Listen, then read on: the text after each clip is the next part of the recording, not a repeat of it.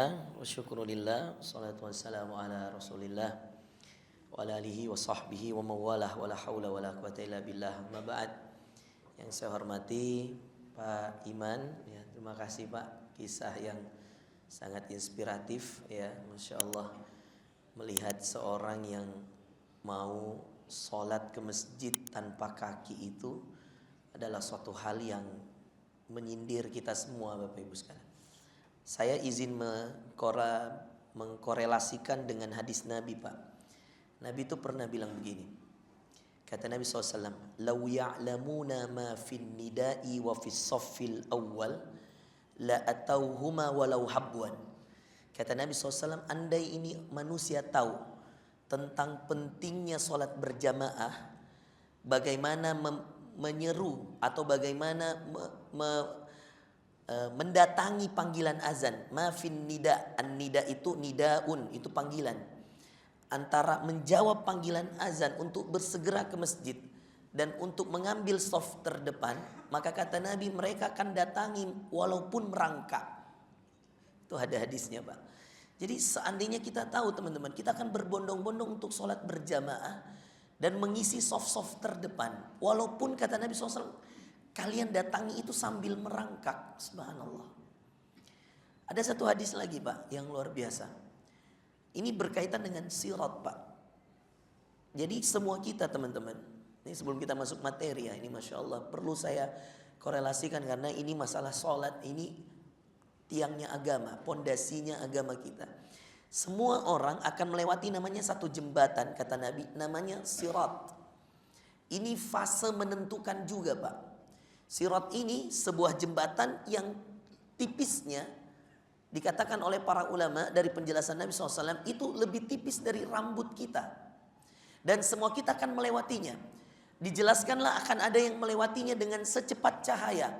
Akan ada yang melewatinya dengan berjalan, berlari, berjalan. Akan ada yang melewatinya merangkak. Anda bisa bayang gak merangkak di atas sebuah jembatan yang tipisnya lebih tipis dari rambut manusia, Bapak Ibu sekalian. Ini namanya sirat. Yang menentukan apa, Bapak Ibu sekalian? Satu hal yang paling menentukan adalah as-salah, salatnya. Nabi itu mengatakan begini, Pak. Subhanallah tentang salat ya, subhanallah, Masya Allah, Masya Allah. Kata Nabi SAW, "Ju'ilat qurratu aini fis salah." Saya itu hidup, kata Nabi. Bahagia saya, qurratu ainnya saya itu, kata Nabi. Ju'ilat qurratu aini, kata Rasulullah SAW, fis salah. Saya itu hidup dan ketenangan hati saya, kenyamanan jiwa saya itu ada dalam sholat. Maka kalau mau azan, Pak, perhatikan, ini sudah masuk azan, misal asar. Nabi itu bilang begini sama Bilal, "Bilal, arihna biha ya Bilal." Kata Nabi, "Ya Bilal, arihna, arihna, biarkan badan ini istirahat dengan sholat." Jadi saya izin mendefinisikan, Pak Iman ya, ini ke teman-teman semua yang hadir. Sholat itu, Pak, istirahat terbaik. Tidur itu bukan istirahat, Pak. Tidur itu tidur. Tidur itu sebuah kata kerja yang mana dia menjadi pekerjaan sendiri, Pak. Jadi kalau kita mau bilang saya mau istirahat dengan tidur, itu boleh-boleh saja. Istilah bahasa Indonesia boleh-boleh saja, Pak. Tapi istilahnya Nabi indah. Araha yurihu, arihna. Ini kata-kata Nabi pada Bilal. "Wahai Bilal, biarkan badan saya ini istirahat dengan sholat." Subhanallah, Bapak Ibu sekalian. Bahkan dalam surah Az-Zariyat, ini Quran yang bicara, Pak. Sifat orang yang bertakwa yang dijamin surga. Saya bacakan ayatnya. "Innal muttaqina fi jannatin wa uyun." Innal muttaqina, orang bertakwa, fi jannat, dia berada di surga, wa uyun, dan dia berada di atas mata air yang sangat jernih di surga. Akhidina ma atahum rabbuhum. Kenapa bisa mereka orang bertakwa ini masuk surga? Akhidina ma atahum rabbuhum. Karena mereka dulu di dunia mengerjakan semua kewajiban yang diperintahkan oleh Rabbnya, Tuhan mereka.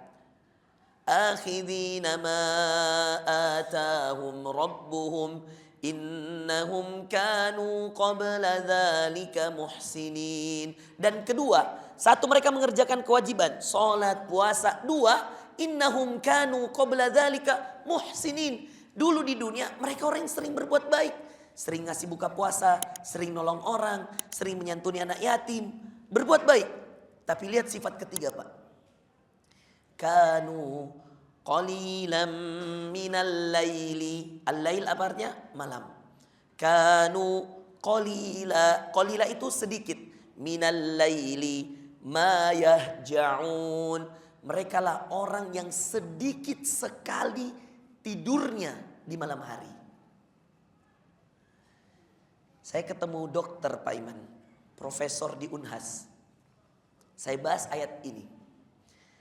Saya bilang, Prof, menurut Prof yang dipelajari dari ilmu kedokteran, berapa tidur yang sehat dalam satu hari? Kata dia 7-8 jam Pak Ustadz. Saya bukalah ini di surah Az-Zariyat. Saya lihatkan ayatnya. Prof, mohon maaf, saya izin bedah ayat ini. Ayat yang barusan. Kanu qalilan minal laili ma yahja'un. Az-Zariyat. Saya bukakan lagi.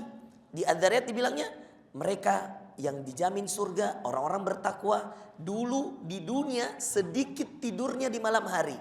Kenapa? Kenapa Prof? Karena bangun tahajud mereka.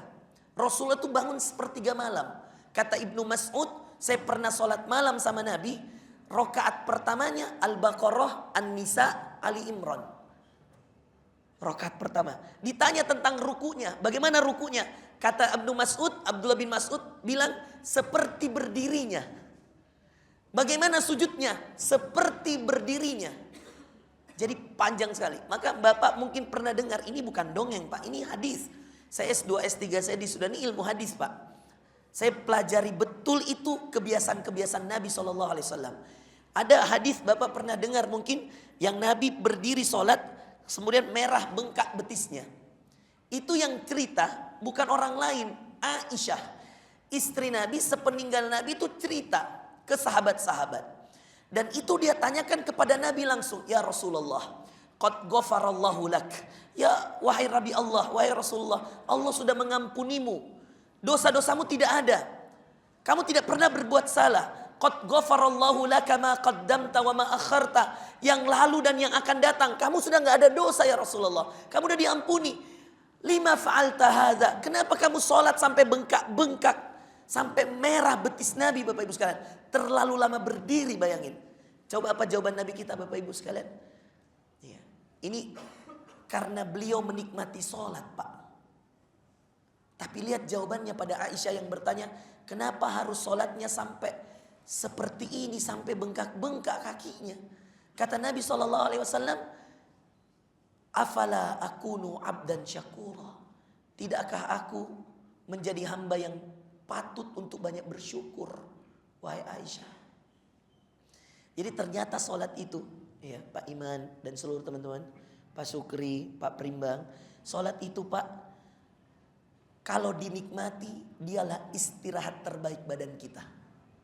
Jadi kalau teman-teman lelah di kantor, teman-teman capek di kantor, mau istirahatkan badan ke masjid, ruku, sujud. Mohon maaf Pak, saya izin contohkan ya. Nabi itu Pak, tidak sedikit, ini kamera tolong ikutin aja ya. Tidak sedikit Pak, setelah dia sholat, ya, Nabi itu tidak sedikit senderan seperti ini Pak. Di pohon kurma. Tidak sedikit beliau sambil duduk begini depan sahabatnya. Tidak sedikit beliau juga sambil menselonjorkan kakinya. Nabi itu manusia biasa kayak kita Pak. Butuh rehat. Dan paling banyak rehatnya Nabi itu sholat. Setelah sholat dia ngobrol sama sahabatnya. Makanya mohon maaf, imam sholat salah kalau dia setelah salam, perhatikan, Assalamualaikum warahmatullah, Assalamualaikum warahmatullah, terus dia zikirnya ngadap depan. Ini tidak sesuai sunnah. Yang sunnah, setelah dia salam, dia balik ke belakang, menghadap makmum, berzikir. Ini sunnah Nabi Pak. Jadi mohon maaf, kasih tahu kepada semua imam masjid kita, Kalau dia mau berzikir setelah salam, sunnahnya balik badan, lihat jamaah. Siapa yang menyunnahkan ini? Rasulullah. Setiap habis sholat, Nabi tidak pernah berzikir menghadap kiblat, Pak. Dia balik, menghadap makmumnya. Ini ilmu, Pak, penting untuk dipelajari. Apa Ustadz? Apa hikmah kenapa Nabi SAW menghadap makmumnya? Itulah yang dinamakan dengan sifat manusiawi, Pak. Nabi pengen lihat sahabatnya siapa. Makanya ada sahabat ketahuan setiap kali sholat pulang, sholat berdiri. Ternyata sahabat itu tidak punya sarung yang lain yang harus dia pakai dan dia bergantian dengan istrinya untuk pakai itu. Nabi itu tahu kalau Abu Hurairah tidak ikut berjamaah, Nabi tahu, Pak. Kemana Umar bin Khattab, Nabi tahu, Pak. Kok nggak kelihatan Nabi?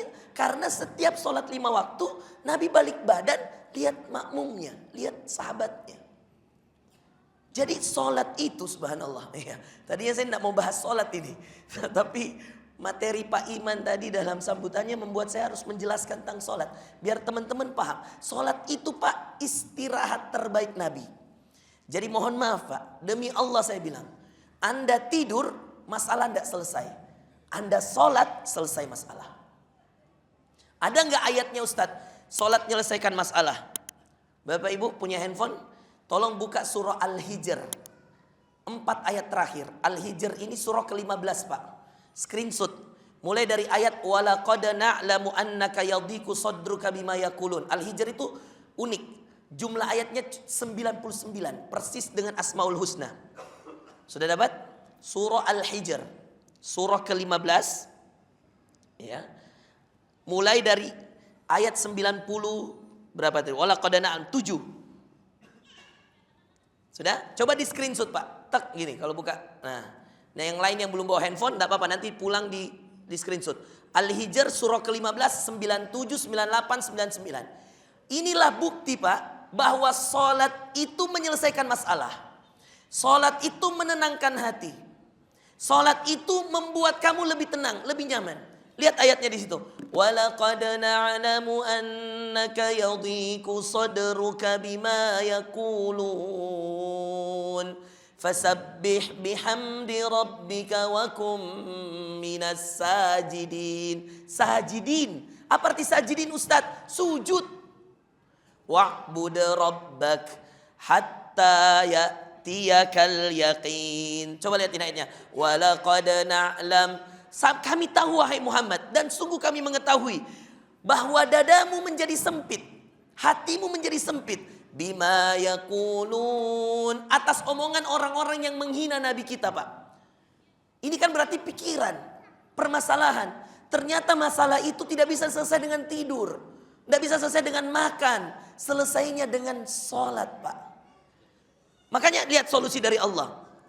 Fasabbih, maka bertasbihlah. Bihamdi rabbik, dan pujilah Tuhanmu, pujilah Allah. Wa kum minas sajidin. Jadilah orang-orang yang sujud.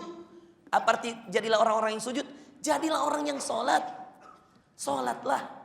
Nah barulah kemudian Allah bilang wa'bud rabbak hatta ya'tiyakal yaqin. Sembahlah Allah sampai datang kematian menjemput nyawamu. Artinya sholatlah terus sampai kau mati. Jangan pernah berhenti sholat. Subhanallah.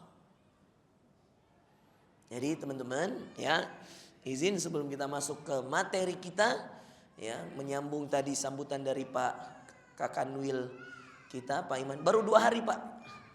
Sudah seminggu, ya, Masya. Saya baru 2 hari juga, Pak. Baru 2 hari mendarat, baru pulang umroh, Pak. Ya, untungnya pulangnya lebih awal, ya. Ini teman-teman yang punya travel kayak saya itu masih banyak yang jamaahnya terlantar, Pak, kasihan. Karena pakainya pesawat-pesawat yang memang masih transit, ya. Itu transit itu yang kayak di Qatar, di Dubai, itu masih sampai sekarang, Pak. Data dari Kemenhaj itu 58.000 jamaah, Pak. Subhanallah. Banyak sekali, Pak. Karena ini Ramadan, ya memang lagi rame-ramenya.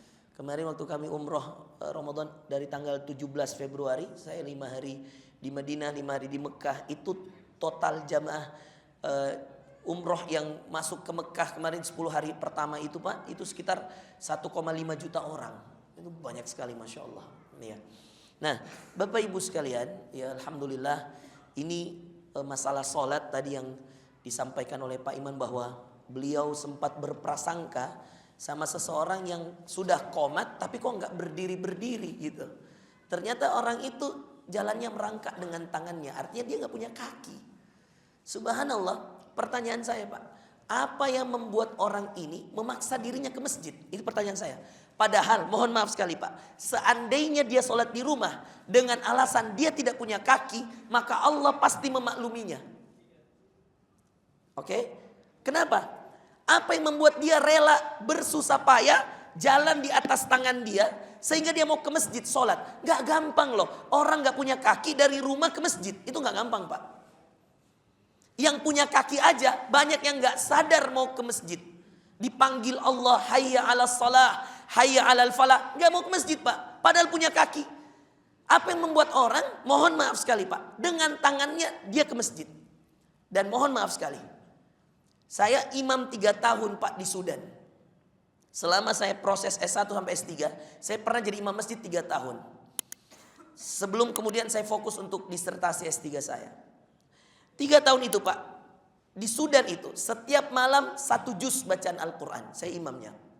Dan ada imam pengganti saya juga. Subhanallah Pak, ini demi Allah. Sof pertama, sof kedua, sof ketiga. Itu rata-rata Pak, orang usianya 60-70 tahun. Tua-tua Pak. Dan di Sudan itu ada kebiasaan, karena kita baca 1 juz, disiapkan di pinggir kanan dan di pinggir kiri kursi lipat. Yang mana mereka-mereka yang gak kuat berdiri, mereka akan duduk di pinggir kanan dan di pinggir kiri Pak. Jadi saya baca 1 juz, mereka di pinggir itu duduk.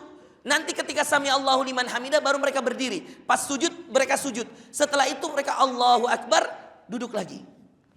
Dengar lagi bacaan setengah juz. Jadi 1 juz itu dibagi ke 8 rakaat. Bapak Ibu sekalian, ini saya mau kasih tahu. Yang anak muda di belakang Pak, persis seperti di Indonesia. Ya.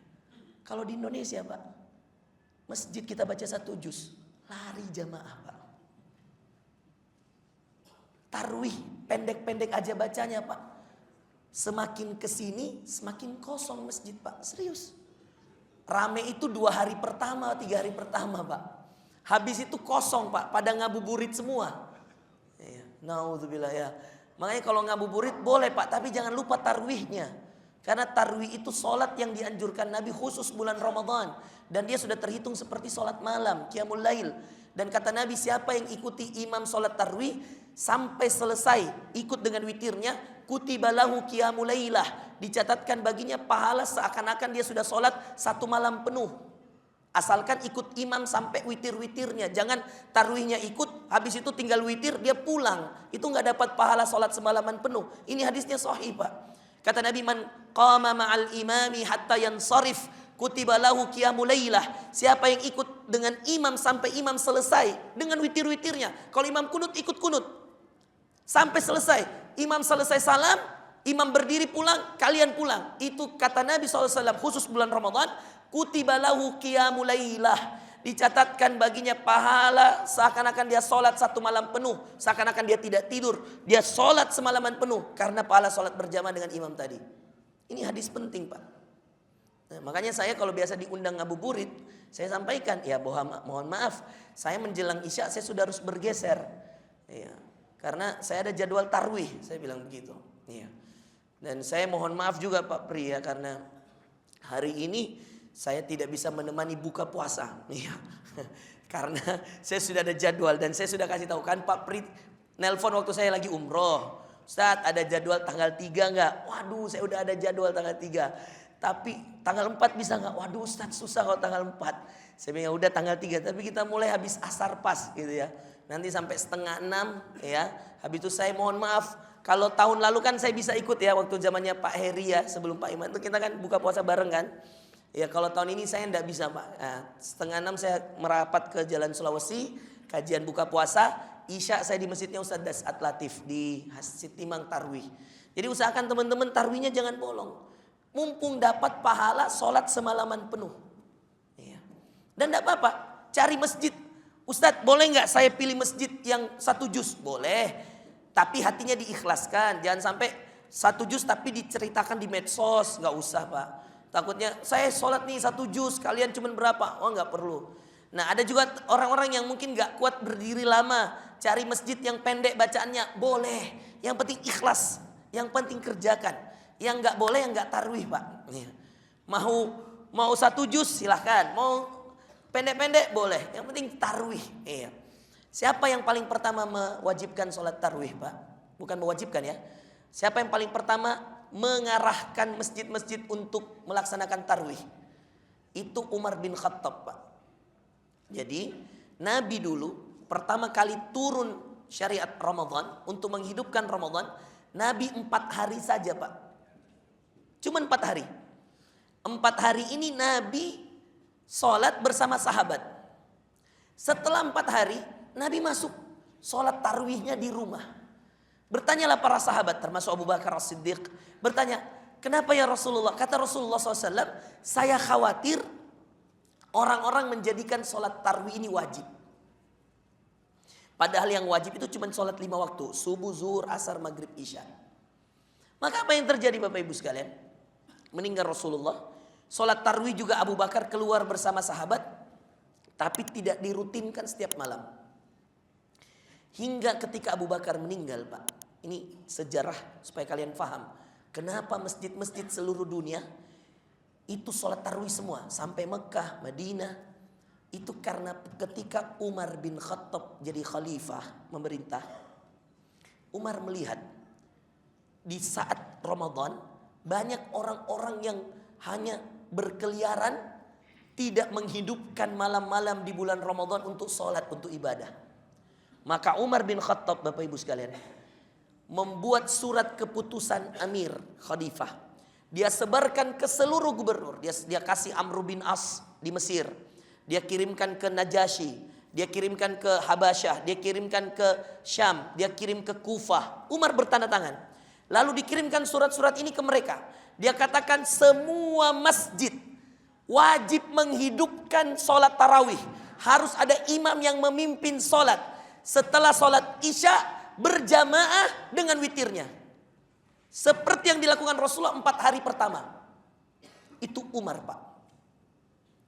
Jadi tarwih itu tidak full di zaman Nabi berjamaah. Siapa yang membuat ini keputusan? Umar bin Khattab. Subhanallah Pak, seketika Umar bikin aturan, semua taat. Ini zaman Umar beda dengan zaman Abu Bakar Pak. Perluasan Islam paling luas itu zaman Umar bin Khattab. Makanya ada terkenal istilah Umarain. Ada 2 Umar yang paling terkenal dalam kepemimpinannya di Islam. 1 Khalifah Umar bin Khattab. 2 pemimpin Amir di zaman Bani Umayyah. Namanya Umar bin Abdul Aziz. Kalau Pak Iman ada waktu, ya, nanti saya usahakan carikan nanti bukunya, saya kirim ke Pak. Tapi bahasa Arab bisa. Saya cari terjemahannya Pak. Pak Sukri kan alumni IMIM kan, ya tolong terjemahkan Pak Sukri. Ya Pak Sukri harus bantulah. Ya, saya ada bukunya tapi bahasa Arab. Tunggu saya carikan terjemahannya. Itu bagus Pak. Untuk leader-leader saya sarankan belajar dari 2 Umar. Umar bin Khattab dan Umar bin Abdul Aziz. Subhanallah. Ini Umar bin Khattab Pak. Setelah bikin surat itu semua masjid ramai. Full. Dari awal Ramadan sampai akhir Ramadan. Semua masjid penuh.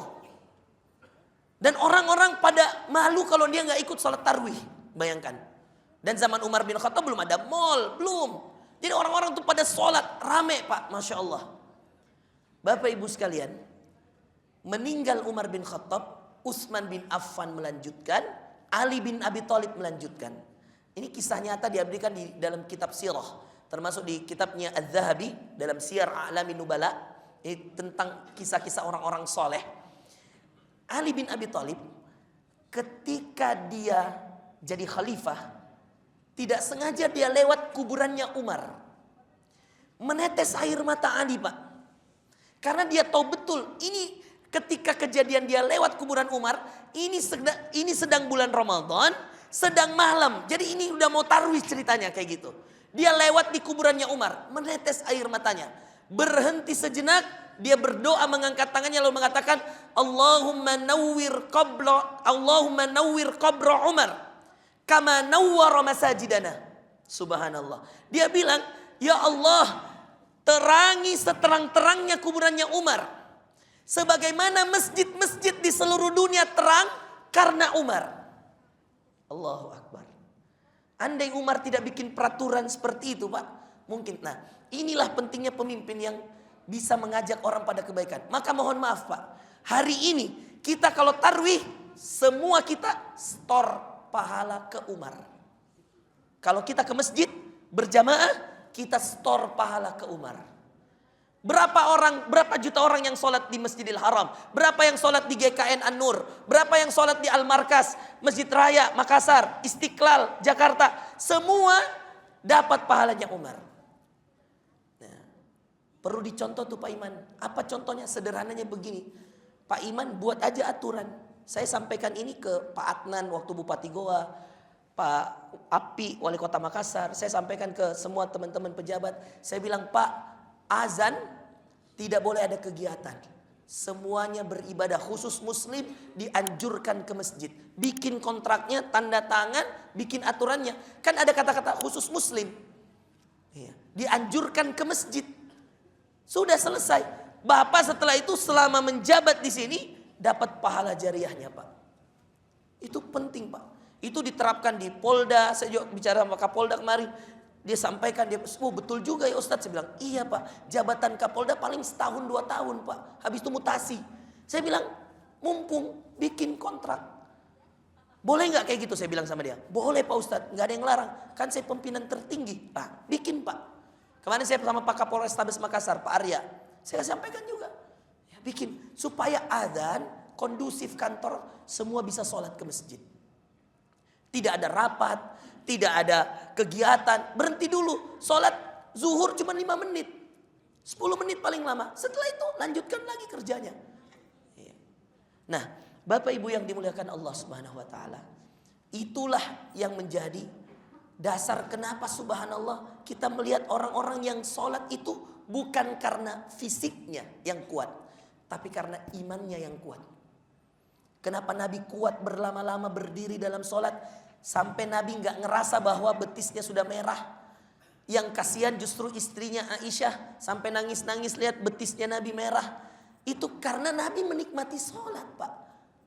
Tapi tubuh manusia ini tidak bisa bohong, karena dia kalau capek memerah dia, kalau kena pukul membiru. Namanya tubuh manusia nggak bisa bohong, Pak. Itu alami. Maka ketika memerah, Aisyah menangis. Kan Allah sudah ampuni yang lalu dan yang akan datang. Kenapa harus ibadah diforsir seperti ini ya Rasulullah? Dan saya tahu, kita tahu semua sejarah berapa lama sholatnya Nabi itu dari Abdullah bin Mas'ud, Pak. Yang tiba-tiba kemudian datang ke tempat masjid, yang salah satu tempat yang Nabi sholat tahajud. Dia berdiri di kiri, Nabi tarik suruh pindah ke kanan, karena dia cuma seorang diri. Lalu kemudian dia bercerita, ini hadisnya sahih. Hamam tusu. Dia dengar Nabi baca Al-Fatihah, baca Al-Baqarah. Wah, dalam hatinya dia bilang, hamam tusu, saya udah berniat jahat. Apa niat jahatnya? Dia katakan, wah ini baca Al-Baqarah nih. Iya. Nabi baca Al-Baqarah nih. Kata Abdullah bin Mas'ud, hamam tusu, saya berniat duduk dulu di belakang. Nanti kalau mau ruku, baru saya datang lagi. Nah, seperti anak muda sekarang, Pak. Kalau imamnya panjang dikit, dia duduk dulu. Nanti mau ruku, baru dia ikutan. Ada gak orang versi kayak gini? Jangan ya Pak ya, jangan diikutin. Ya. Main HP dulu, habis itu mau ruku baru dia maju. Subhanallah. Saya pernah ngerjain orang kayak gitu Pak. Jadi karena saya lihat Anda banyak anak muda di belakang. Saya kan lihat waktu sholat isya. Wah ini banyak anak muda nih. Pas saya sholat tarwih nih ya, saya lihat kok pada duduk di belakang ini. Nah saya imam tarwih lah nih. Maka pas imam tarwih Pak, 5 ayat pertama saya kasih turun nadanya. Dia dari mana tahu saya mau ruku? Kalau nada saya turun. Contoh misalkan, walladzina hum li amanatihim wa ahdihim ra'un walladzina hum ala salawatihim yuhafizun ulaika humul warithun alladzina yaritsunal firdaus. Kan kalau turun hum fiha khalidun. Datang dong. Kedengaran tuh Pak, karena tehelnya nggak pakai karpet masjidnya. Kedengaran tuh langkah kakinya. Saya turunin. Hum fiha khalidun. Dalam hati gue diem dulu Pak. Saya dengerin suara kaki. Saya gas lagi 15 ayat. Saya tahu pasti kesel itu. Saya yakin. Ya, saya lanjutin Pak. Ya, 15 ayat. Tadi baru 5 ayat saya turunin. Dikira udah mau ruku. Saya gas 15 ayat Pak. Subhanallah. Kejadian kayak gini ya bukan mau niat ngerjain Pak. Supaya dia sadar gitu loh. Ikut sama kita. Subhanallah. Baik. Bapak Ibu yang dimuliakan Allah Subhanahu wa taala. Ustadz, sekarang perhatikan Pak. Salat berpengaruh enggak sama produktivitas kita? Berpengaruh Pak. Ramadan berpengaruh enggak sama produktivitas? Berpengaruh Pak. Iya. Sangat berpengaruh. Lihat Pak, orang yang stabil perilakunya orang yang sholat 5 waktu. Saya jamin. Yang stabil dirinya bisa memanage waktunya orang yang sholat 5 waktu. Saya di tim saya Pak, saya kan punya travel, punya butik, terus juga sekolah, terus juga ada anak-anak muda yang saya bina. Ini anak-anak Pak yang ikut sama saya ini, wajib sholat 5 waktu absen. Subuh saya monitor terus. Dan kalau enggak absen sholat 5 waktu, potong gaji 50.000 Pak. Ya ini bukan riak, mudah-mudahan bisa diikuti. Di keluarga aja minimal Pak, kalau enggak bisa di kantor. Kalau di kantor bahaya Pak. Ini Pak, absen nih, absen sholat 5 waktu tim Umfa. Saya karena merasa besok-besok saya meninggal, mereka ini tanggung jawab saya Pak. Saya nggak peduli KPI A, B, C, D, saya nggak ada KPI. KPI saya adalah sholat 5 waktu. Main-main sholat 5 waktu, saya keluarin dari tim saya. Saya nggak mau. Saya nggak mau ada tim saya yang tidak sholat 5 waktu. Maka Pak absen, absennya pakai foto Pak nih. Makanya ini mohon maaf Pak, karena ada Kak Dandi, ada Iki, otomatis di tempat ini ada 2 foto yang di masjid ini. Karena mereka harus foto di masjid mana? Ini fotonya siapa nih? Dandi ya, Kak Dandi nih ya. Nah, ini absennya Kak Dandi Pak. Ini tim saya nih. Nah, absen dia, harus absen Pak. Demi menjaga, karena saya paham Pak, dia akan jujur, dia akan baik, dia akan menjauhi maksiat kalau dia jaga sholat. Kalau Tuhannya saja, mohon maaf Pak, Tuhan saja dibohongin, apalagi manusia. Tuhan saja dikhianatin, apalagi manusia Pak. Orang kalau sudah gak mau sholat 5 waktu Pak, itu sama dengan dia mengkhianati Allah. Karena Allah cuma wajibkan sholat 5 waktu. Mohon maaf lagi, ini mumpung Ramadan. Orang kalau sudah mengkhianati Allah bulan Ramadan, mohon maaf Pak, mohon maaf sekali. Ramadan ini bulan apa Pak? Bulan puasa. Kalau ada yang buka puasa sembunyi-sembunyi, mohon maaf Pak. Tiba-tiba siang-siang kayak jam 12 tadi, dia minum es di rumahnya, tidak ada yang lihat, di kamarnya nggak ada apa-apa di sana, dia makan, terus dia datang lagi ke kantor seakan-akan dia berpuasa, bahkan ikut buka puasa nanti sama kita, seakan-akan dia berpuasa. Mohon maaf Pak, kita nggak akan tahu. Siapa yang tahu? Allah. Makanya kata Nabi SAW, semua amalan anak cucu Adam itu untuk mereka sendiri kecuali puasa. Itu untuk Allah. Illa saum fa innahu li wa ana ajzi bihi, kata Allah, hadis qudsi ini Pak. Kecuali puasa, kullu amal ibnu adam lahum illa siyam atau illa saum fa ana ajzi bihi. Kata Allah, hadis qudsi, Rasulullah bersabda, semua anak cucu Adam akan mendapatkan amalannya masing-masing kecuali puasa. Itu untukku kata Allah, dan saya yang bisa balas. Apa arti makna saya yang bisa balas Pak? Balasan untuk orang puasa itu berat besar. Kenapa? Karena yang bisa balas cuma Allah. Dia menahan nafsunya, menahan makanan yang tadinya halal dimakan di pagi hari, jadi haram di pagi hari. Kenapa?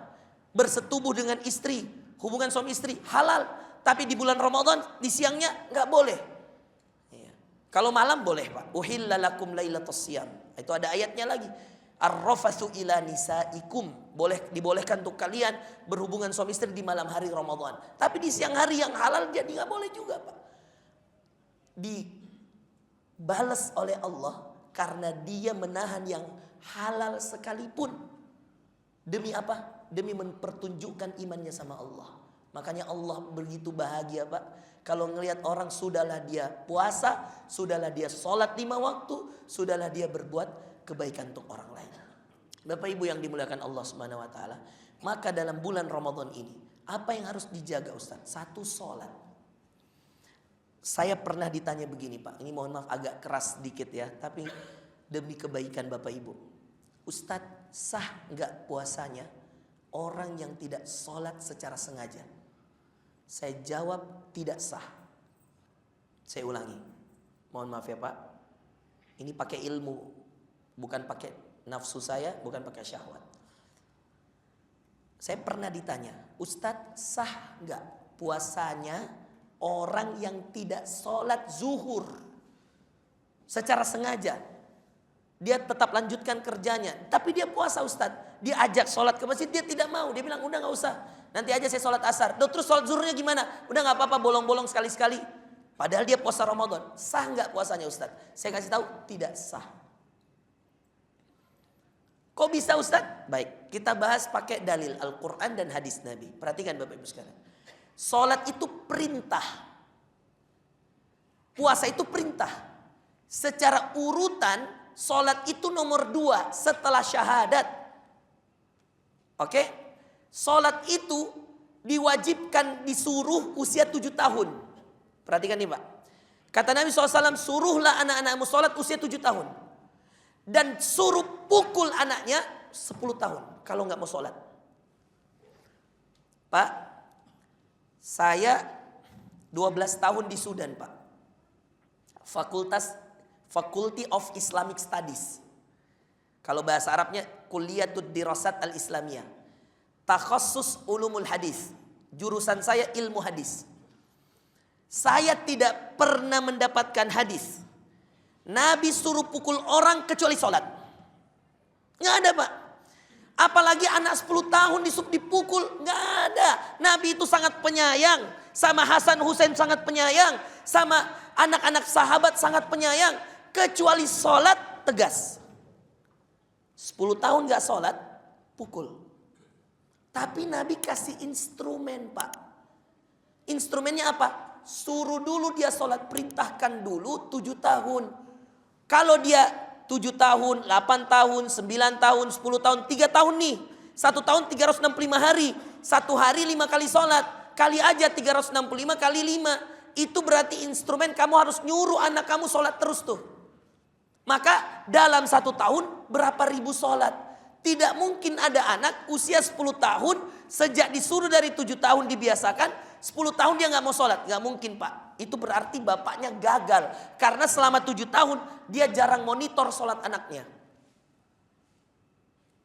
Jadi mohon maaf Pak.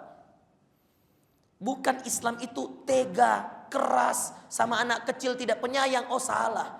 Nabi itu sangat penyayang Pak. Tapi untuk urusan sholat, ini prinsip paling penting.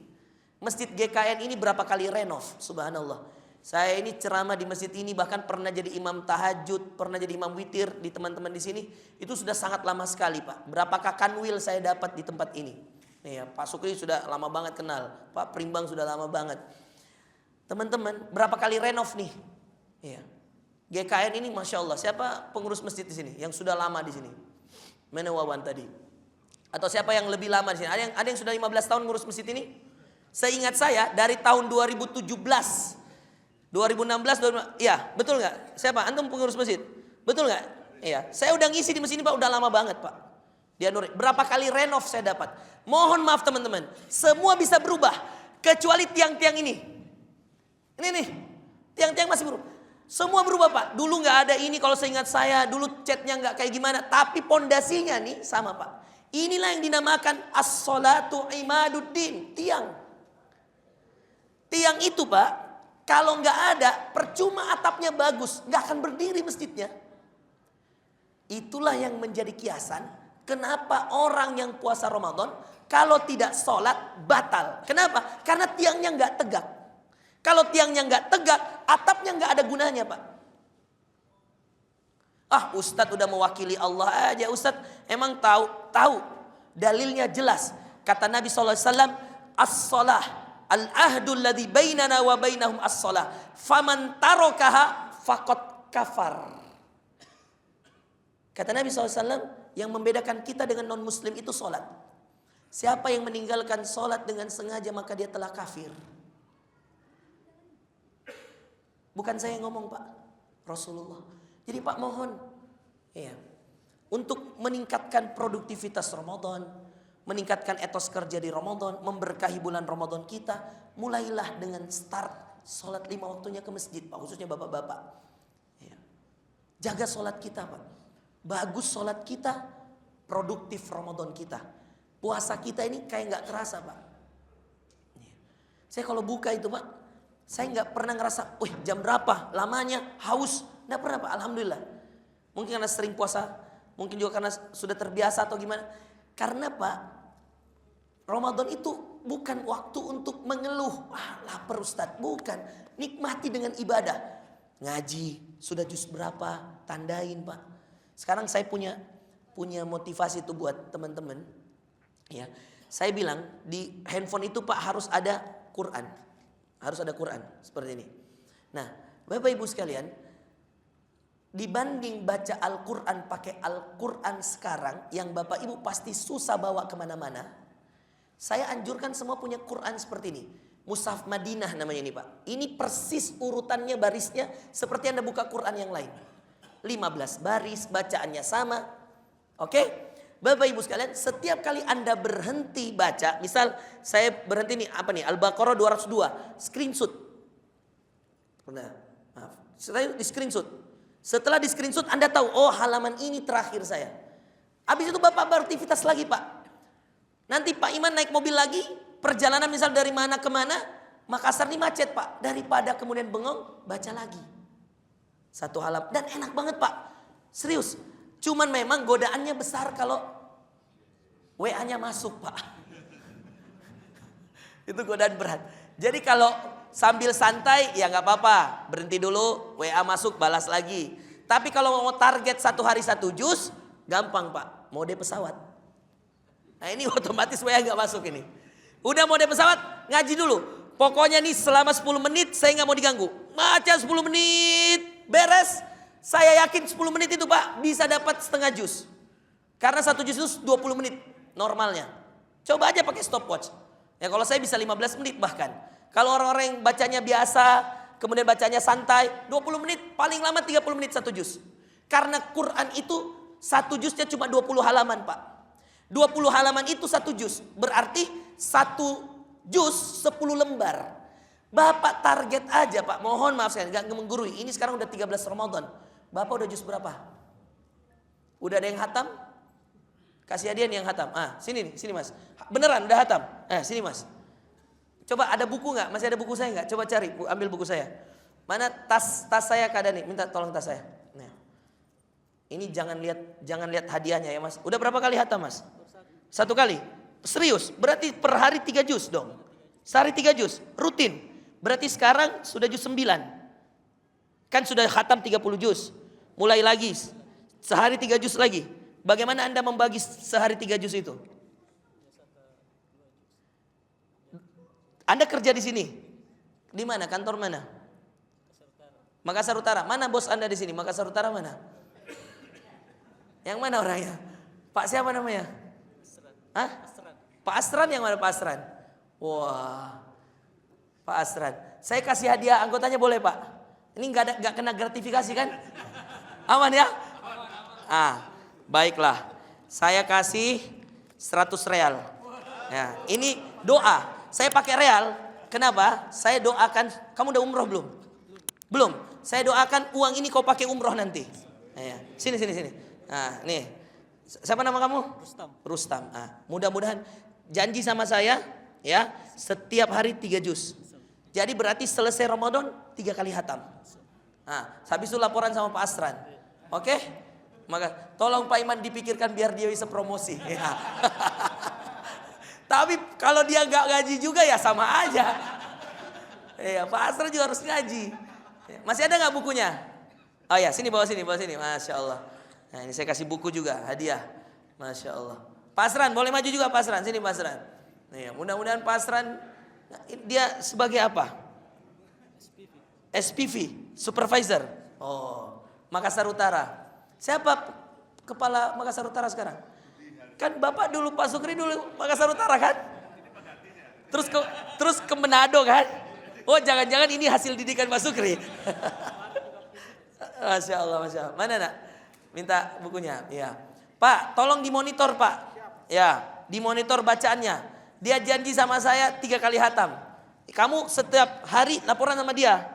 Nah, oke. Dan Bapak minimal 1 juz lah sehari. Gimana Pak? Deal dulu kita nih. Oke lah. Kalau deal Bapak saya kasih buku nih. Oke Pak, deal ya. Boleh Pak. Kalau Bapak deal saya kasih buku. Ya. Jadi Bapak 1 juz, beliau 3 juz. Oke? Bapak laporan ke dia, dia laporan ke Bapak. Pak Pri, serius nih Pak Pri. Nanti minta nomornya 2 orang ini Pak Pri. Nanti kasih nomornya ke Pak Pri ya. Nanti saya monitor Pak Pri ya. Oke.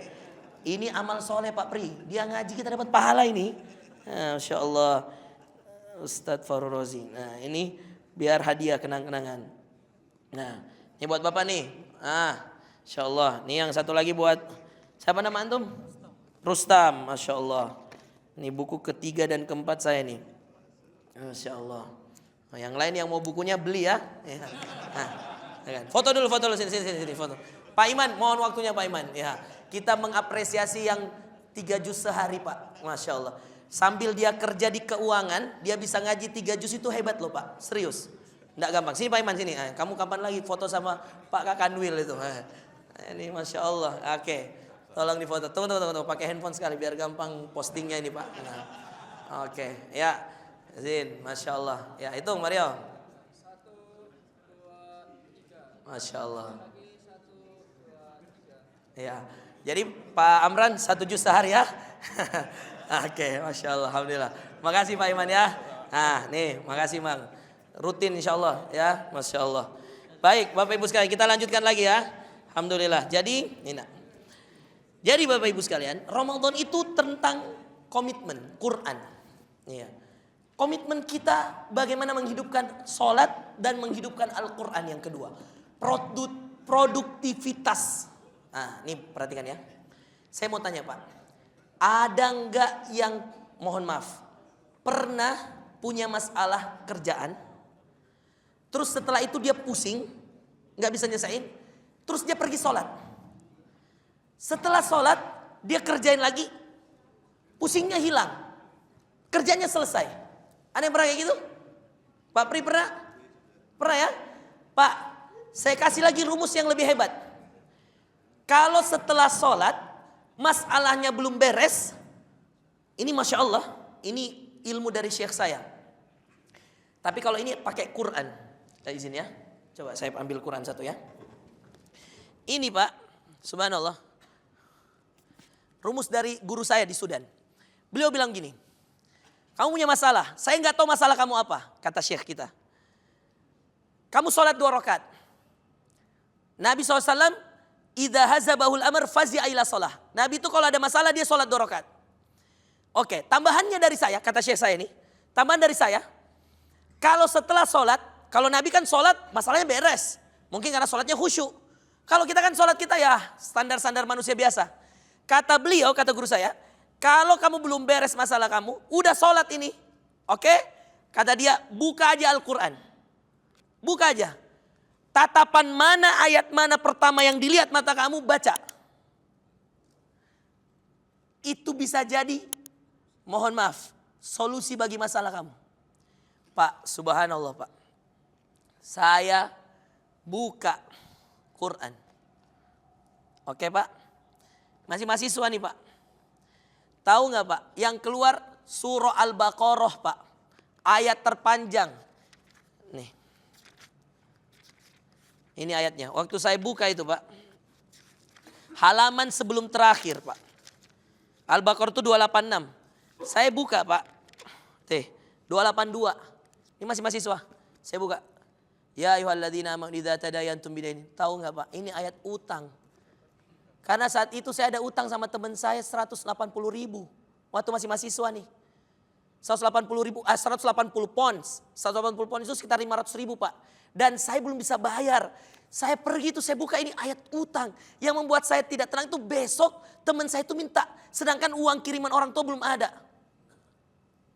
Jadi subhanallah saya buka ini Pak. Saya baca. Besoknya karena waktu saya masih mahasiswa itu Pak. Saya jualan tas Eger. Tas Eger itu saya bawa dari Bandung. Saya beli. Saya bawa ke Sudan. Saya jualan. Ya, saya semester 5 itu udah nikah. Jadi udah bawa istri. Nah itu punya utang itu 180 pounds. Sekitar 500.000 Pak. Malamnya saya baca. Ayat utang ini saya baca. Besok paginya 5 tas saya laku Pak. Dan satu tas itu harganya 300.000. Padahal saya beli di Indonesia cuman tas Eger itu 180.000. Saya jual 2 kali lipat di sana. 5 laku. Jadi saya punya uang 1,5 juta Pak. Besoknya. Dan saya bayar utang besoknya. Dan saya masih punya simpanan. Padahal saya jualannya cuma apa? WA orang Pak. Subuhnya saya WA. Mau gak jualan? Ternyata ada teman saya Filipina. Orang Filipin. Saya kan di kampus internasional itu kan banyak orang Nigeria. Jadi yang beli tas Eger ini bukan orang Indonesia Pak. Yang beli adalah orang Afrika, orang Filipin. Ada teman saya Filipin borong 5 tas. Karena dia suka produk Eger. Dia beli itu tas saya 5 Pak. Dan Masya Allah ayat itu terbukti Pak. Saya tanya Pak. Quran ini mukjizat. Betul atau betul? Ya. Mujizatnya Nabi Musa apa Pak? Tongkatnya bisa belah lautan. Betul atau tidak Pak? Kalau Bapak percaya ini mukjizat Quran lebih hebat dari tongkat Musa Pak. Sayangnya kita nggak percaya. Sayangnya kita nggak mau balik ke Quran. Sayangnya kita anggap ini buku biasa Pak. Padahal ini isinya mujizat Nabi kita Muhammad SAW. Musa itu punya tongkat dilempar. Wa alqi asak fa idza hiya hayyatun tas'a. Lempar tongkatmu, maka berubah jadi ular besar. Dalam ayat yang lain kata Nabi SAW, kata Allah Azza wa Jalla tentang Nabi Musa, wadrib bi asakal bahr. Pukul tongkatmu di laut, dipukul. Dia pukul. Fanfalaqa fakana kullu firkin kattaudil azim. Maka lautan terbelah dan setiap belahannya bikin gunung yang besar supaya Nabi Musa bisa lewat. Itu mukjizat Musa. Musa meninggal, mukjizatnya habis. Nabi Isa, kalau Anda buka surah Al-Maidah, dia bisa hidupkan orang mati dengan izin Allah. Dia bisa membuat orang buta melihat. Orang tuli mendengar. Nabi Isa ini Pak. Ada di surah Al-Maidah. Dan dia bisa menghidupkan yang mati. Hidup. Atas izin Allah hidup. Dipegang oleh Nabi Isa. Hidup. Bukan meninggal. Diangkat Nabi Isa. Karena Nabi Isa itu belum meninggal Pak. Dia itu ceritanya dia diangkat. Ketika dia mau disalib dia diangkat. Dan Allah gantikan dia dengan yang lain. Diangkat Nabi Isa ke langit. Hilang sudah mukjizatnya. Rasulullah Pak meninggalkan kita satu mukjizat yang sangat-sangat mahal. Mukjizat terbaik dunia. Nggak ada duanya. Bertahan sampai hari kiamat. Menjadi pemberi syafaat bagi yang rajin baca. Iqra'ul Quran, hadis Muslim. Fa innahu ya'ti yaumal qiyamah syafi'an li ashabi. Bacalah Al-Quran karena dia akan datang pada hari kiamat membela orang yang rajin baca. Syafi'an. Apa arti syafi'an? Man dzalladzi yashfa'. Ayat kursi, hafal? Man dzalladzi yashfa'u 'indahu illa biidnih. Siapa yang bisa beri syafaat kecuali atas izin Allah? Salah satunya Rasulullah, yang lain Quran. Yang bisa ngasih syafaat di hari kiamat itu 3 Pak. 1 Rasulullah. 2 Al-Quran. 3 orang soleh. Mau anak, mau orang tua, mau ustadz, mau kiai, mau siapapun, dia bisa beri syafaat. Kesolehan orang makin tinggi, makin besar peluang dia memberi syafaat kepada banyak orang. Maka Bapak Ibu sekalian, saya izin bertanya ke Bapak Ibu sekalian sekali lagi. Kalau Bapak punya masalah Pak, jangan buru-buru minum obat. Jangan buru-buru stres. Anda cuma butuh 15 menit, ambil air wudhu 2 menit. Sholat 2 rakaat, mohon maaf, sholat 2 rakaat 5 menit. Dan sisanya Anda pakai untuk baca Quran 1 halaman Pak. Buka halaman mana yang Anda tuju mata Anda, baca. Kalau Anda nggak mengerti, kalau saya kan paham bahasa Arab, jadi kalau saya baca langsung paham, oh ini ayat tentang utang. Kalau Bapak mungkin ayat tentang jodoh, ayat tentang rezeki, ayat tentang macam-macam, buka Pak, baca dan yakini keajaiban Quran. Yang lebih hebat ini, ada yang baca, Masya Allah Pak, pas dia lagi galau-galaunya, belum punya anak. Dia buka Quran, pandangannya tertuju di sebelah kanan, awal surah Maryam. Dan itu cerita Nabi Zakaria minta anak. Anda bayangin Pak, dia menetes air matanya baca doanya Nabi Zakaria ketika kemudian Zakaria bilang, fahabli min ladunka waliya yarithuni wa yarithu min ali Ya'qub. Ini kata Zakaria, ya Allah, karuniakan aku anak laki-laki, anak ya Allah, yang bisa mewarisiku dan mewarisi keturunannya Yakub. Karena Zakaria ini cucunya Yakub, cucunya Ishak, cucunya Yusuf. Lalu dia minta sama Allah yang bisa mewarisiku dan keturunan Yakub. Waj'alhu rabbi radiyya, dan jadikan anakku ini anak yang kau ridhoi.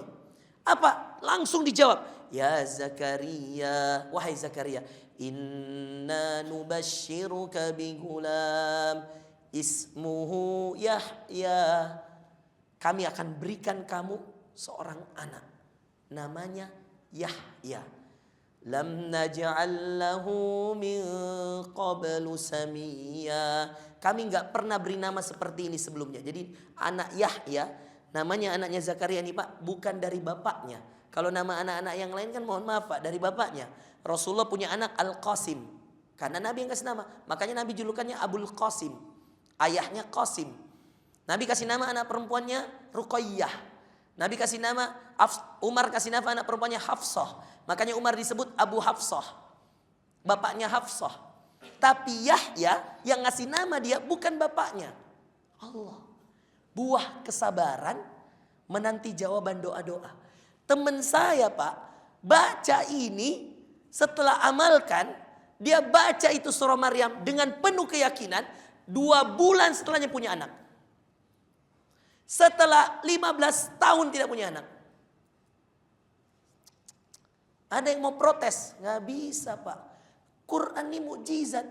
Kalau lautan segede itu bisa dibelah oleh Nabi Musa dengan tongkat, apalagi Quran. Cuman kita ini nganggap ini kayak kata-kata biasa, kayak kalimat biasa. Padahal kalau dibaca ini menyelesaikan semua masalah, semua hajat. Makanya dinamakan hudan. Hudan itu apa? Petunjuk. Mau tahu jalan keluar masalahnya? Dan saya yakin tadi yang di sini, yang staff sampai ke Kanwil, semua kita di sini punya masalah. Semua kita punya hajat. Dan setiap hajat kita, setiap masalah kita, bukan kita yang bisa nyari solusinya Pak. Allah yang tahu solusi terbaiknya. Maka yang bisa memberi petunjuk untuk penyelesaian masalah itu apa? Quran. Makanya dzalikal kitabu la raiba fihi hudan lil muttaqin. Dia petunjuk bagi orang yang bertakwa. Terakhir Bapak Ibu sekalian, perhatikan. Jadi 1 sholat, 2 Al-Quran. Nanti setelah ini kita buka tanya jawab. Yang ketiga Pak, keajaiban Ramadan itu tentang doa. Ini penutup. Bapak jangan remehkan ini ibadah. Subhanallah. Ini saya mau cerita, tapi saya tahan nafas dulu karena ini ceritanya Masya Allah. Subhanallah. Baik, Bapak Ibu sekalian, ada cerita nyata tentang doa yang terjadi di salah satu guru saya di Sudan. Beliau itu Pak, orang yang sangat sederhana. Rumahnya sederhana. Miskin tidak, kaya pun tidak. Sangat sederhana Pak. Wajahnya bijaksana, ilmunya luar biasa, Masya Allah. Salah satu guru kami. Hingga kemudian Pak, beliau itu mengalami kecelakaan. Yang mana membuat dia kehilangan semua keluarganya. Di mobil itu cuma dia yang selamat Pak. Subhanallah. Dan dia berdoa sama Allah. Dia katakan, ya Allah, mengapa bukan saya yang kamu ambil? Mengapa anak-anak saya yang masih menghafal Al-Quran? Mengapa istri saya yang lemah? Mengapa bukan sekalian saya yang diambil ya Allah? Karena begitu berat Pak. Nabi itu waktu ditinggal istrinya dan ditinggal pamannya, meninggal dalam tahun yang sama istri dan pamannya. Istrinya Khadijah, pamannya Abu Talib. Tahun itu Nabi kebanyakan sedih, kebanyakan merenung. Makanya dinamakan itu Amul Huzni, tahun kesedihan. Dan memang itu ada Pak, namanya tahun kesedihan. Orang dapat masalah, masalahnya besar. Dan masalah itu membuat dia setahun itu tidak punya mood yang baik untuk bekerja karena dia lagi sedih. Maka Syekh saya ini doa Pak. Dia bilang, mengapa bukan saya yang kau ambil ya Allah? Begitu berat ujian ini ya Allah. Subhanallah Pak. Dia mengatakan, izinkan saya berumroh.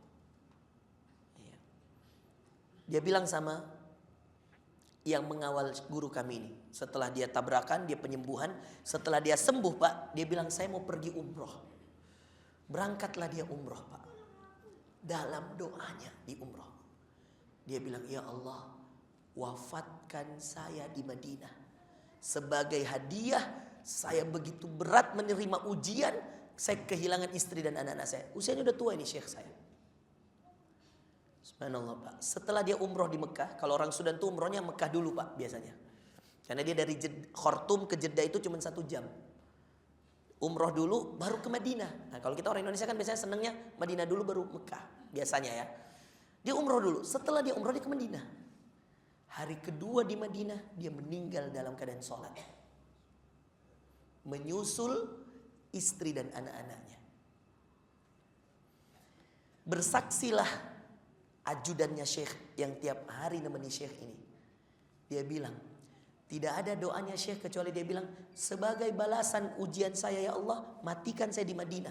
Sebagaimana Nabi pernah menyuruh Umar bin Khattab, ya wahai Umar, jika engkau bisa minta sama Allah agar engkau meninggal di Madinah, maka mintalah. Ya Umar, idza stata'ta an tas'alallah an tamuta bil madinati faf'al. Kata Rasulullah pada Umar, wahai Umar, jika engkau bisa minta sama Allah agar engkau meninggal di Madinah, maka mintalah. Itulah alasan kenapa Umar bin Khattab kuburannya juga ditaruh di samping Rasulullah. Salah satunya Rasulullah, Abu Bakar, Umar. Jadi kalau Anda ke Madinah, Anda beri salam itu yang pertama, Assalamu alayka ya Rasulullah. Ini jangan salah Pak, karena masih banyak orang Indonesia itu terbalik. Dia kira Rasulullah di tengah. Sebelah kanannya Abu Bakar, sebelah kirinya Umar. Ini salah.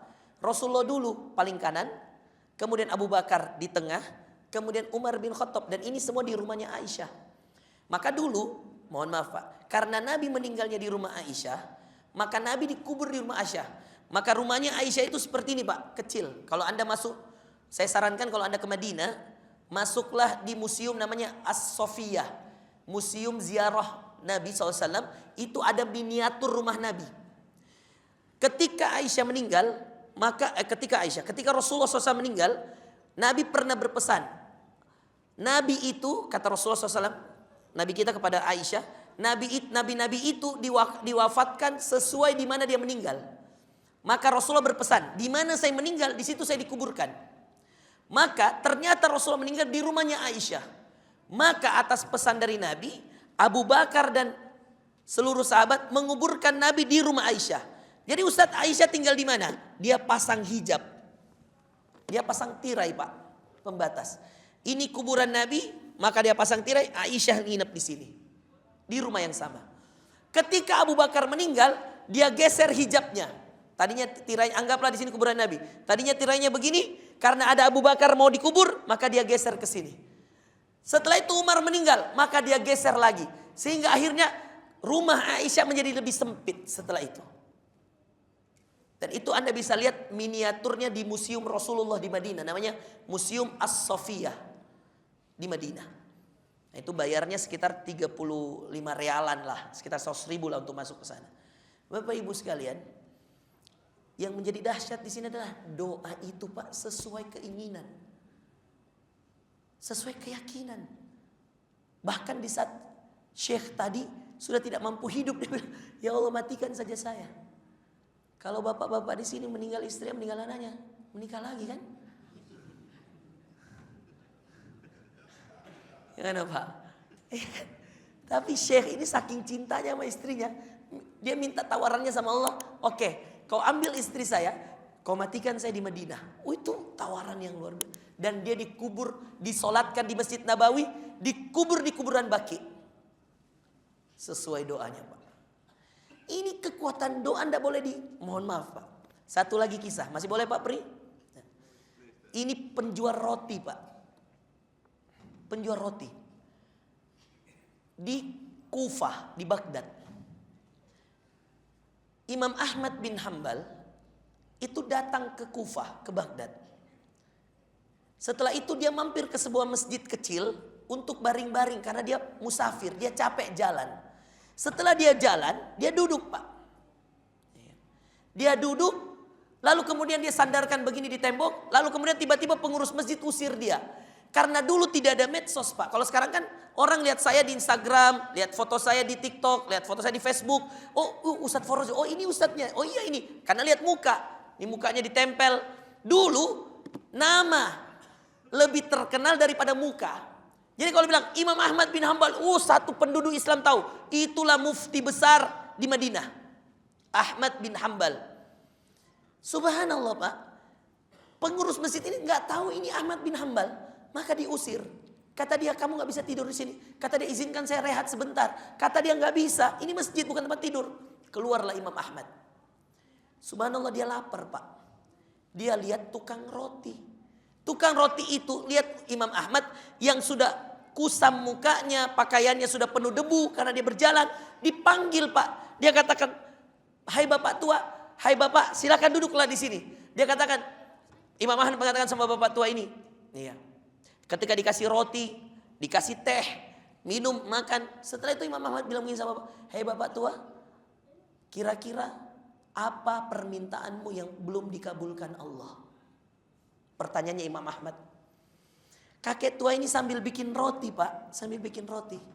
Dia bilang, mohon maaf, semua permintaan saya sudah dikabulkan Allah, kecuali satu. Kaget Imam Ahmad. Jarang-jarang ketemu orang kayak gini. Biasanya kalau ketemu orang Imam Ahmad bilang, apa permintaan kamu? Dia bilang, tolong doakan saya Imam, doakan saya seperti ini, seperti ini, seperti ini. Ini enggak. Baru dia ketemu tukang roti, tukang rotinya bilang, semua permintaan saya sudah dikabulkan Allah. Semua doa saya sudah dijawab Allah. Kecuali satu. Sambil nyeduh tehnya Pak, Imam Ahmad bin Hambal bilang begini. Apa itu wahai kakek tua? Kata kakek tua, dari dulu saya berdoa sama Allah. Semoga, tapi ini mustahil kata dia. Karena saya di sini dan orang ini jauh. Saya tidak tahu bagaimana ketemunya. Dari dulu saya berdoa sama Allah agar saya dipertemukan dengan seorang alim yang sangat cerdas, yang menjadi mufti di Madinah, yang bernama Imam Ahmad bin Hambal. Sambil pegang teh itu dia bergetar Pak. Dia taruh sambil menetes air matanya Imam Ahmad bin Hambal. Lalu mengatakan, karena itulah saya dihadirkan ke sini. Penjual roti yang tadinya bikin roti, ketika dia dengar saya dihadirkan, dia berhenti lalu dia melihat dia. A'anta Ahmad? A'anta Ahmad? Anta Ahmad ibn Hambal? Apakah kamu yang namanya Ahmad bin Hambal? Lalu sambil menetes air matanya, Ahmad bin Hambal lalu lihat penjual roti itu lalu mengatakan, "Na'am, ana Ahmad ibn Hambal. Sarani Allahu ila hadzal makan." Kata Ahmad bin Hambal, Allah yang giring saya ke tempat ini. Ternyata saya sampai dan makan rotinya, orang yang selama ini berdoa mau ketemu saya. Padahal saya datang ke sini, ke Baghdad, bukan untuk ketemu Anda. Tapi saya mampir ke sebuah masjid untuk istirahat sejenak, lalu untuk melanjutkan perjalanan. Dan ternyata saya diusir dan saya ketemu Anda. Allah yang mempertemukan kita. Maka dipeluk Imam Ahmad. Menangis Imam Ahmad, menangislah tukang roti ini. Setelah selesai Pak, Imam Ahmad penasaran. Maka Imam Ahmad yang balik bertanya, saya lihat tadi kamu ketika bikin roti, mulut kamu gerak-gerak. Kamu baca apa? Tadinya penjual roti ini tidak mau kasih tahu Pak. Tapi karena yang bertanya adalah seorang alim besar yang sangat berilmu dan sangat dia kagumi, maka dia jujur. Dia mengatakan, tidaklah saya membuat roti dan tidaklah saya membuat apapun kecuali mulut saya selalu beristighfar. Maka dia buat roti, astagfirullah, astagfirullah, astagfirullah. Tapi Imam Ahmad tidak tahu bacaan apa. Astagfirullah, astagfirullah, astagfirullah, astagfirullah, astagfirullah. Subhanallah Pak. Ketemulah rumus. Kalau ini boleh dikorelasikan dengan ayat Quran, ada di surah Nuh ayat 10, 11, 12, 13. Nuh, fakultu astaghfiru rabbakum innahu kana ghaffara yursilis samaa alaikum midrara wa yumdidukum bi amwali wa banina wa yaj'al lakum jannati wa yaj'al lakum anhara ma lakum la tarjuna lillahi waqara. Surah Nuh juz 29 Pak. Ayat 10, 11, 12, 13. Nanti boleh dicek di rumah masing-masing. Pak, itu ada firman Allah, dan kalau mau Anda dijawab permintaan Anda, dikabulkan doa Anda, dipenuhi hajat Anda, memang salah satu caranya Pak, banyak istighfar. Bukan mau sombong Pak, saya juga bawa alat ini bukan karena saya mau pamer Pak, karena saya mau hitung Pak, istighfar saya sehari berapa. Dan ini alat saya khususkan untuk istighfar Pak. Alat ini saya khususkan untuk istighfar. Pak, Nabi saja habis sholat, Assalamualaikum warahmatullah, Assalamualaikum warahmatullah. Zikir apa yang dibaca Pak? Istighfar. Berapa kali? 3. Ini habis sholat Pak. Nabi istighfar 3 kali. Astagfirullah, astagfirullah, astagfirullah. 3 kali Pak. Padahal habis sholat. Dan Nabi bilang, wallahi, nih perhatikan, ini menutup ceramah kita. Demi Allah kata Nabi, inni la astaghfirullah fi kulli yaumin mi'ata marrah. Saya beristighfar pada Allah dalam sehari minimal 100 kali. Coba minta tas saya, mohon maaf. Ini bukan riak Pak, mudah-mudahan bukan riak. Dan ini saya tidak share ke semua orang. Mana Mario, tolong di pause, jangan dimasukkan YouTube. Pause, nanti kamu edit aja. Nah, maka kalau Anda mau doa Anda dijawab Allah, perbanyak istighfar. Ustaz, berapa istighfar saya satu hari? Minimal 100 kali. Saya kasih gambaran sederhana Pak. Kalau Bapak baca zikir pagi petang, itu di zikir pagi petang tuntunannya 100 pagi, 100 sore. Itu aja Anda rutinkan, udah selesai. Kalau mau hemat Pak, di handphone itu bisa download namanya Zikir Pagi Petang Al-Ma'surat atau Hisnul Muslim. Tulis saja PDF Hisnul Muslim. Keluar, download. Baca tiap pagi, baca tiap petang. Di tim kami saya wajibkan, ya, betul nggak? Tanya. Tim saya itu habis sholat subuh, setelah sholat subuh wajib baca zikir pagi petang. Gak baca zikir pagi petang, potong 25.000. Nggak sholat 5 waktu, potong 50.000 Pak. Jadi ada pernah, karena saya kesian Pak, pernah nggak baca zikir selama sebulan, potongannya sampai 400.000. Saya kasihan Pak. Jadi saya bilang, saya potong dulu baru saya kasih kau hadiah. Nah, beda itu 400.000 saya kasih hadiah karena saya kasihan, dia kasihan sama dia. Tapi bulan depan kalau kamu udah baca, kamu udah sholat, kamu udah zikir, saya potong betulan. Siap Ustadz. Bulan depannya enggak ada. Jadi perlu Pak, ya, zikir pagi petang. Nah, kalau Bapak sudah baca zikir pagi dan petang, maka itu minimal sudah ada 200 istighfar itu. Habis subuh dan habis asar. Saya kira itu Pak, Masya Allah ya, kajian kita hari ini Pak Iman, ya, gak kerasa sudah mau 5:30 ya. Saya harus bergeser 5:30 karena ada jadwal lagi, saya mohon maaf tidak bisa temenin buka puasa. Alhamdulillah kita dari jam 4 mulai tadi ya, Alhamdulillah gak kerasa sudah 1 jam lebih ya. Jadi 3 prioritas Ramadan supaya Ramadan kita produktif. Nah ini menjemput keberkahan, ya itu kerja keras. Nah ini kayak judul skripsi Pak. Tapi intinya produktif di sini. Mau berkah, mau ini semuanya dimulai dengan 3 amalan tadi. 1 sholat, 2 Quran, 3 doa. Dan doa kalau mau jawab Allah, perbanyak istighfar, perbanyak minta ampun sama Allah. Ada 10 menit Pak, ada yang mau bertanya? Boleh? Atau Pak MC, saya kembalikan ke MC dulu. Ya silakan. Masya Allah, Alhamdulillah. Ya. Bersama-sama kita dengarkan ceramah agama yang disampaikan oleh Pak Ustaz. Begitu banyak poin-poin yang kita bisa petik. Insyaallah mungkin teman-teman tadi ada yang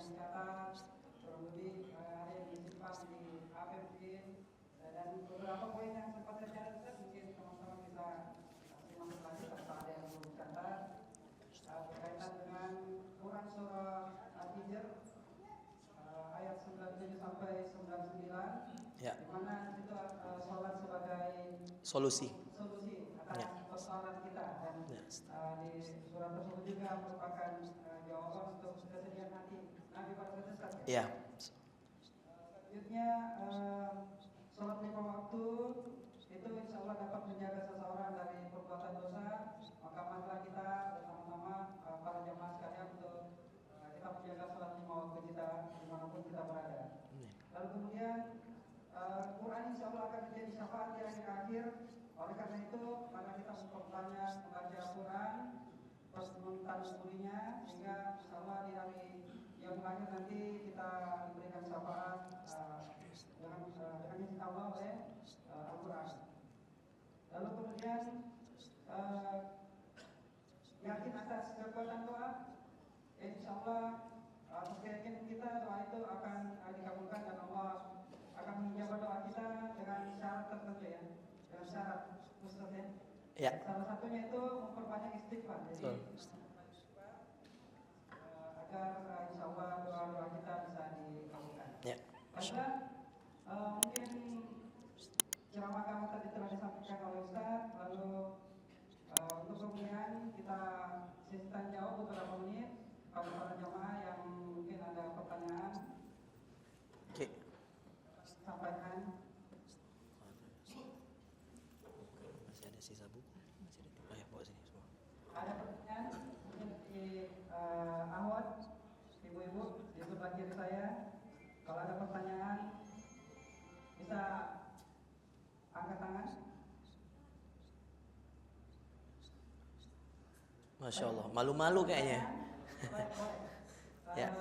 Eh, Yang putih teman habis. yang di belakang, Nah, bukakan saja. Ya. mungkin panitia bisa ada mic bisa disampaikan. Ya, silakan. Kita ada 10 menit nih buat tanya jawab. Baik, nanti sebutkan nama Ya. dan dari mana lalu pertanyaan silakan.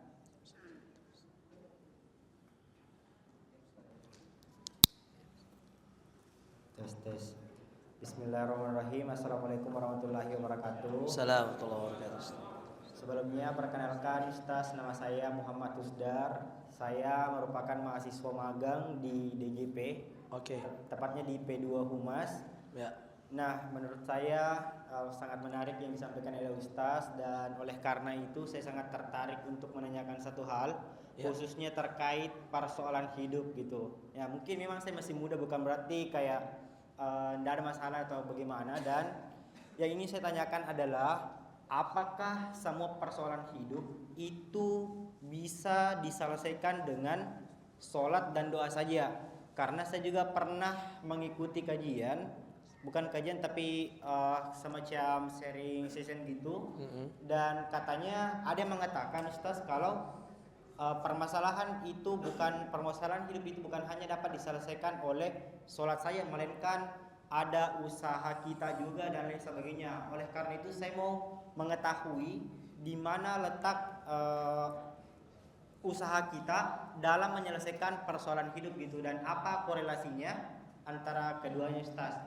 Ya. Mungkin itu saja. Terima kasih atas kesempatannya. Ya, saya langsung jawab ya sambil nunggu yang lain. Alhamdulillah wassalatu wassalamu ala rasulillah. Tentu usaha itu pasti ada, Pak. Iya. Jadi solusi dari permasalahan itu kalau kemudian kita sholat dan kita berikhtiar kembali. Apa usaha? Saya kan tadi kalau ada nyimak dari awal, saya kan tadi cerita dan saya ceritakan usahanya. Saya suruh sholat, saya suruh ngaji, saya ngaji. Setelah saya ngaji, saya apa yang saya lakukan? Habis sholat subuh, saya WA teman-teman saya. Itu usaha. Untuk jualan tas supaya bisa bayar utang. Nah, jadi sholatnya itu petunjuk, Qur'annya itu petunjuk. Solusinya apa, Ustadz? Ada usaha. Apa yang Anda pikirkan masing-masing sudah punya pemikirannya. Ini contoh sederhana, Pak. Makanya tadi saya saya bercerita supaya saya kasihkan dengan contoh usaha. Dan itu usaha. Saya jualan tas untuk bayar utang. Berarti ada usaha. Apa usahanya? Jualan tas. Untuk apa? Bayar utang. Tapi kalau dia cuma sholat, ngaji, tidak ada usaha. Itu juga masuk pada ayat Allah, innallaha la yughayyiru ma biqaumin hatta yughayyiru ma bi anfusihim. Allah enggak akan merubah nasib suatu kaum sampai kaum itu merubah nasibnya. Jelas ya? Oke. Ada lagi Bapak Ibu sekalian? Ya, silakan. Ya, ini satu nih. Ya. Titipan sampingnya kayaknya nih. Sampingnya yang mau nanya tapi nitip ke sampingnya.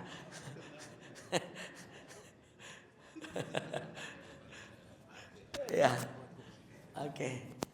Ya Mas, silakan Mas. Assalamualaikum warahmatullahi wabarakatuh. Waalaikumsalam warahmatullahi wabarakatuh. Izin Ustaz, Ya. mau bertanya. Ya. Nah, seperti kan tadi dibahas soal Nabi pun mengalami reaksi fisiologi yang alami. Ya. Nah, izin bertanya, secara fisiologi ketika seseorang lapar, gula darah itu kan turun. Kemudian kalau gula darah turun, kita pusing. Ya.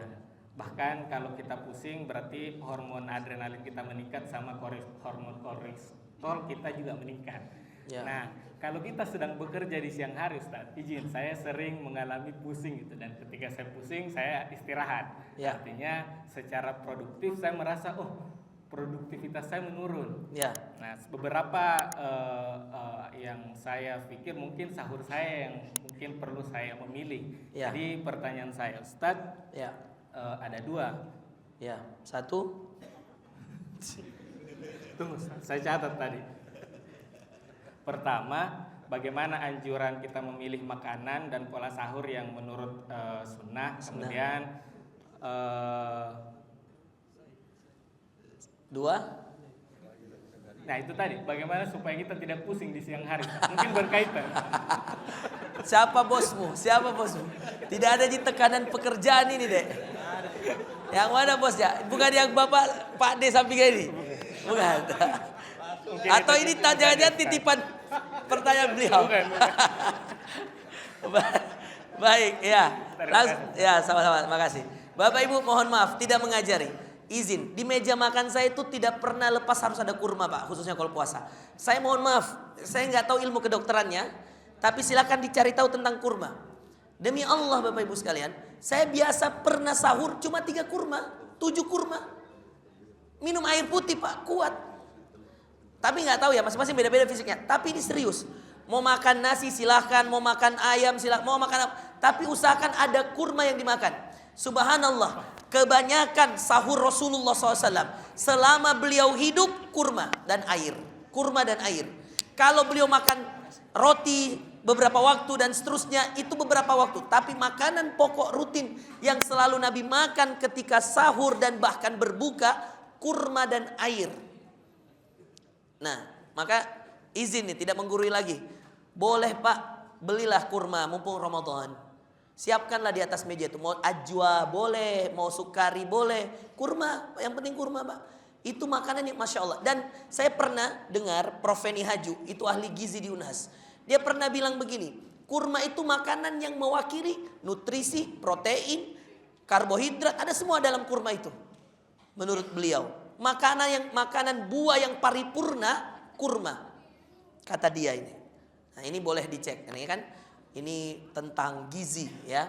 Kemudian yang kedua, kalau kamu misalkan ada masalah yang bikin kamu pusing di siang hari, kau pergi minta maaf sama bosmu. Mungkin kau pernah, nah itu minta maaf dulu. Mungkin kau tidak taat sama bosmu, sehingga kau dimarahi terus. Ya, yang mana bosmu sini deh? Ya, aduh, tolong minta maaf, cium tangannya ya. Pak, saya minta maaf Pak, saya mungkin salah. Kenapa saya dimarahi terus?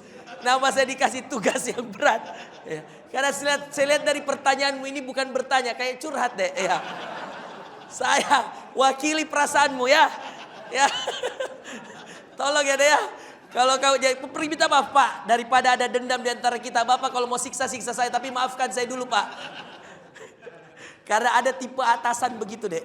Kalau dia lagi tidak enak sama orang, dia kasih tugas yang susah dia kerjakan. Mudah-mudahan bapak-bapak yang punya jabatan tidak begitu sama anak buahnya ya. Pak Pri jangan kayak gitu ya Pak. Kepala bidang apa Pak Pri? Kepala bidang apa? Awas ya. Pak Sukri juga kepala bidang apa? Gak boleh gitu ya. Gak boleh nyiksa-nyiksa orang Pak. Bapak kalau gak suka sama orang bilang aja begini. Dek sini, saya gak suka sama kau. Daripada Bapak kasih kerjaan dia pusing Pak. Inilah salah satu buktinya dia curhat, ya Allah Ustaz siang hari saya pusing. Astagfirullah ya Allah.